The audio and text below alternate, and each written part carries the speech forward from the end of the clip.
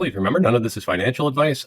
The meeting of two personalities is like the contact of two chemical substances. If there is any reaction, both are transformed. Because all I want to do is just spend my gift card balance on this debit card.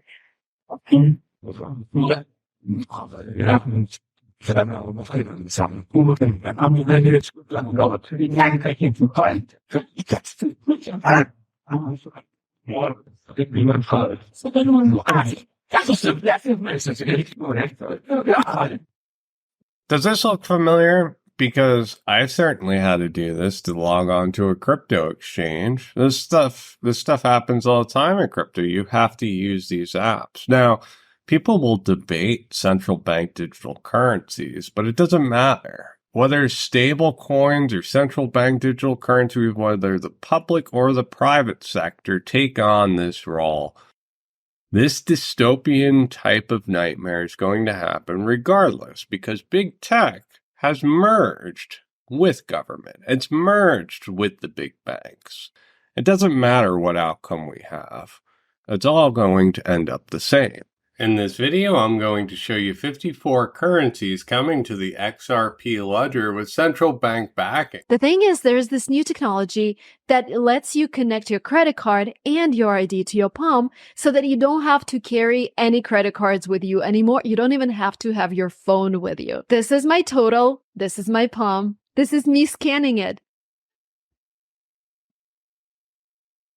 And I would later be able to see my purchases in my Amazon account. Do you think it's convenient or just another way to track us everywhere? Now, when you sign into a website, it says, do you want to sign in with Google or LinkedIn or Facebook? Those are your digital identities. They have databases of everything you've ever done. There's data brokerage firms that collect all of the data and sell it to the government. These data brokerages are taking your data, packaging it up, and monetizing it. Now, they'll just sell it to the highest bidder. That includes people that are not good, malicious actors. So that's why I'm working with Incogni. Incogni decided to sponsor this show. My link is incogni.com/Darren. If you use that link, you'll get 50% off the annual plan for $6.49 a month. And what they do is they go around to every single one of these data brokerages and say, we want this person removed from your list. Data brokerages will take every piece of information that comes their way. That includes your pet's name, your maiden name, your social security number, whatever. They take all that information and refine it. So they become huge targets for hackers on the internet to hack these databases. And they have been hacked in the past. But even if they're not hacked, some of these databases will just outright sell your information to bad guys. And this has happened in the past and will happen again. So it's important that you keep up on this and you try to protect yourself. And you can do that by either writing every one of these databases yourself, or you can hire Incogni. Incogni.com/Darren for a money-back guarantee. Try it out today. All right, what you're seeing behind me are active wildfires as identified by satellite. Now, this is on Weather Underground. You can set the layers, and you can choose to pull this up. I found this random clip on the internet, so I dug into it more. Weather Underground is actually an aggregate of IBM, the weather company, as well as other data sources. So it's actually a legitimate site. And when you look at the interactive map, the active fires are all over the world right now, all over the world, specifically in South America, as well as South Africa. So looking around this map, how do we know it's for certain? I looked at one that was just for the United States, and it looked like it matched up with Weather Underground. Then I looked at NASA's website for fires, and it's the same story. There's fires everywhere. The impact climate change is having on global business and trade. The Panama Canal is one of the world's most important trading routes, and it's in desperate need of water. The canal is going through its driest spell in more than a century as El Nino brings higher temperatures and less rain. The drought is squeezing global supply chains, and that could mean higher prices and less choice for consumers just in time for the holidays. The lack of rain is forcing the waterways authorities to reduce the number of ships passing through the canal. Those that do must carry less cargo to conserve water. The result? A major traffic jam. More than 200 ships are currently waiting to cross the canal, much more than the usual 90 vessels. And the wait time to get through, now up to 3 weeks. That's delaying tens of billions of dollars in goods, everything from oil and gas to furniture and appliances. 40% of all U.S. container traffic flows through the Panama Canal. If the drought and the delays continue, experts tell us they could spark another surge in inflation just as consumer prices are starting to cool. Do you remember the Evergreen ship that got stuck in the Suez Canal? Well, after this happened, shipping container prices went to the moon. And you can see right here, March 2021, this is where Evergreen happened. Well, it turns out that the same thing is happening in the Panama Canal. There's over 200 ships waiting on the sidelines. And you may say, Darren, it's the ocean. How does the ocean have a drought? Well, it's actually made up of 17 artificial lakes with dams. And when the ships come, they get turned off and these little bumper cars push them into these gates. One gate opens, fills up with water, and the ship gets lifted up, closes it, and it keeps repeating the process. Same thing with it going down. So it's a really unique idea on how it moves. But right now, 32 ships are being pushed over, while the average was 36. But on top of that, the taxes and levies to get through the Panama Canal have escalated quite a bit. So much higher fees to get across. I've been selling my soul, working all day, overtime hours for bullshit pay, so I can sit out here and waste my life away, drag back home and drown my troubles away. It's a damn shame what the world's gotten to for people like me, people like you. Wish I could just wake up and it not be true, but it is. People are breaking. Inflation is out of control and is not going to stop. The genie is out of the bottle. This is going to continue. The Fed cannot fight this because the government needs to work with the Fed to fight inflation, and the government is doing the complete opposite. It's printing money to fund a proxy war. It's you to believe that Ukraine is winning. Ukraine has never been winning. Ukraine cannot win. No chance for the Ukrainians to win at all. Anybody who's on the ground over there knows the truth. They're finished. The Russians haven't lost that kind of numbers. They've lost maybe 40,000 dead, maybe. They're sending pallets of cash to the Ukraine. Not to mention the defense contractors. There's only like 6 or 7 huge defense contractors that all have a monopoly on war. And they have an interest to see that this war continues. And they're pushing this war further and further and further. And we're funding the entire thing. So they have a blank check from the government, and they just keep egging it on. And this is getting under the skin of the world. The world sees this for what it is. U.S. citizens can't, because we're indoctrinated.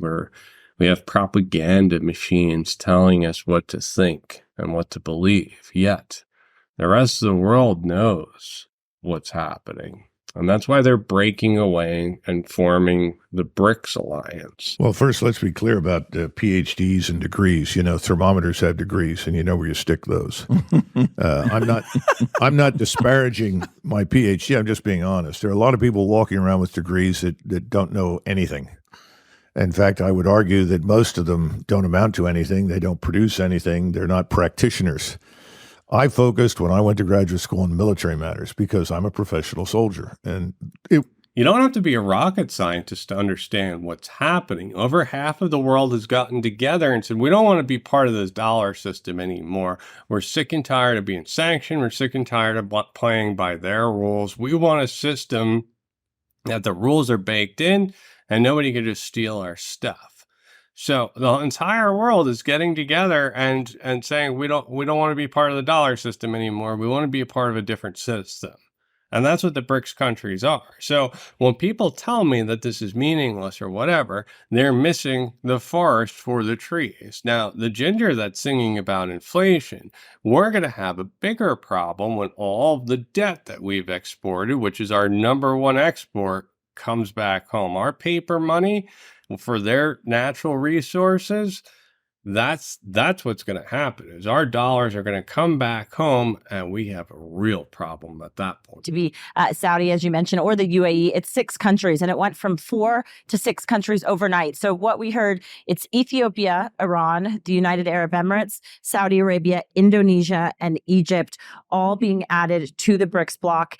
And what we heard from Cyril Ramaphosa is that they will be assumed as members beginning in January of 2024. And each of the leaders right now, the developing South doesn't have a powerful voice and platform.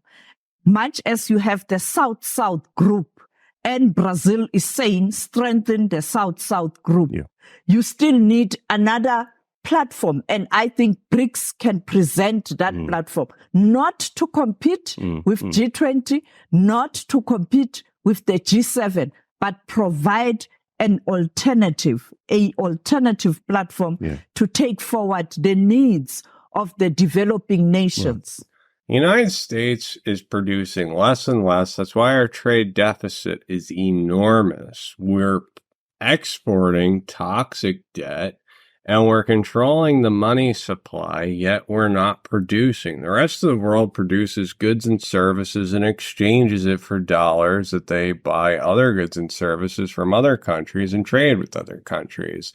And the dollar is in the middle of all trade. Well, what happens if you don't have a dollar in the middle of all trade? If countries just swap for one another, well, that's starting to happen.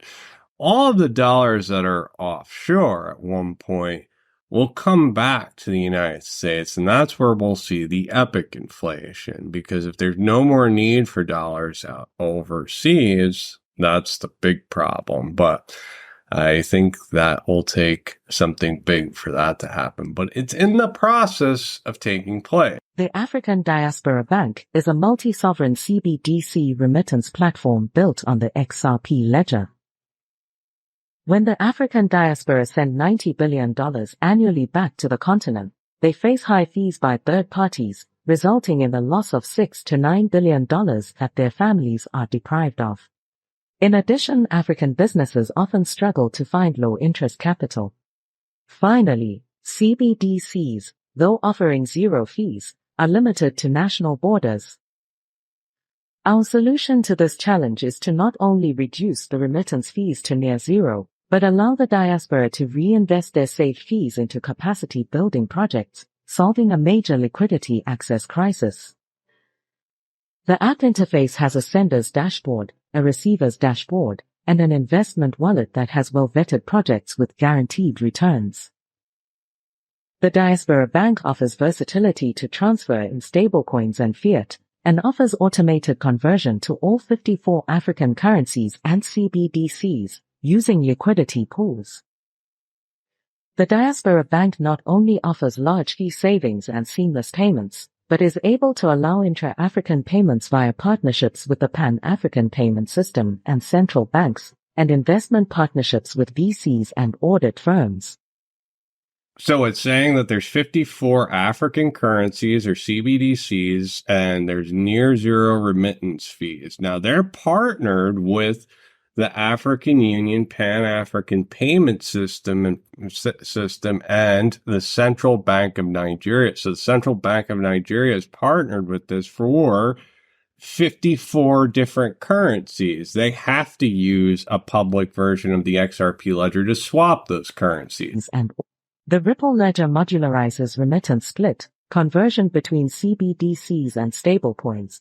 The XRP Ledger will be at the center of this. The 54 different currencies will be stable coins or private ledgers, and then they connect to the public XRP Ledger. That's the XRP Ledger that we use. Enhances security and eliminates the need for third-party on-off-ramp services, passing the savings on to the user. With development already underway, The Diaspora Neobank will offer brand new financial services in 4 phases: remittance, CBDC interoperability, investment, asset ownership, and even employment, all in one mobile hub. Thank you. The UNLs were skeptical, so the validators of the XRP Ledger were skeptical of an amendment that Ripple proposed. It was for an automated market maker, which is funny because it's probably for this project, because there's 54 currencies ready to come to the XRP Ledger, whether that's CBDCs or stablecoins or whatever. Ripple probably knew this was coming, so they proposed the automated market maker, and now the UNLs are figuring out if they should pass it or not. And we want those resources controlled not by IMF and World Bank, because IMF and World Bank, you have the final say. We don't have no say. We want another organization of equals, where you have as much say because you pay, as much as we do because we also pay. That's the organization we are looking for. And that is why we are saying we need a new financial architecture where governance, where power is not on the hands of a few people. He's talking about reinventing the system, creating a new architecture for the financial system. This is underway, with or without the United States. This is what digital asset advocates have been arguing, is that you're missing the wave of innovation, yet the politicians didn't realize this. And that's why money is moving to places like China. When I talked to Bustamante, the CIA guy, what he said is the United States likes to do one thing and talk out of both sides of their mouths, basically. And look at this. This is an American company in Africa, and it's showing XRP core ledger integration, ecosystem partners onboarding. They're using the XRP ledger, and you're able to, Project One says that you're the stablecoin on-ramping XRP core ledger integration ecosystem partners onboarding. So what does that mean? They're minting stablecoins on the XRP ledger.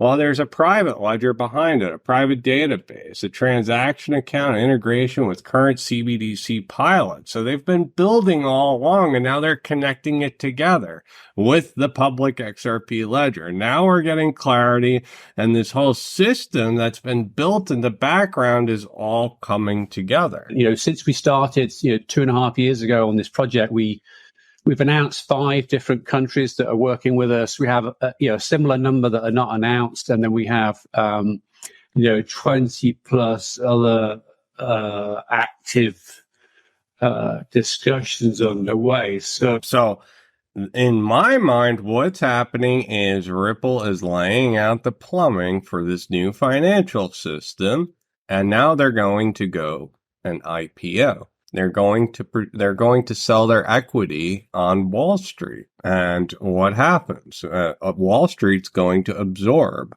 Ripple.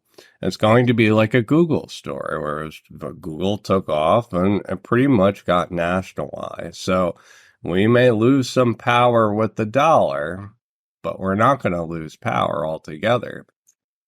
Our world has become increasingly complex and fractured, as it is increasingly polarized and competing with each other in various competing camps.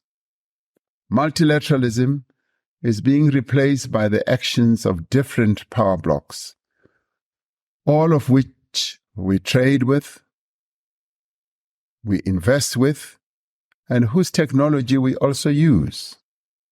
When I talked to Andrew Bustamante, what he said is that the U.S. likes to talk out of both sides of their mouth. So the U.S. is doing just that. We're fighting innovation, but at the same time, our national champion is Ripple. It is for this reason that South Africa continues to advocate for an open and rules-based global governance, trade, financial, and investment system. It must be a system that does not depend on the exercise of power or unilateralism, but by advancement of the interests of the peoples of the world. Every fiat currency has come to an end, and the dollar for its time was the most efficient medium of exchange. But now blockchains have come along where a more efficient medium of exchange is available. Let's face it, the US has weaponized the dollar, abused the privilege, and now the rest of the world has gotten together and said no more. I consider nature a vast chemical laboratory in which all kinds of composition and decompositions are formed. Thanks everyone, I hope you enjoyed the show. Please take a moment to like and subscribe. If you enjoy content like this, please consider joining my Patreon.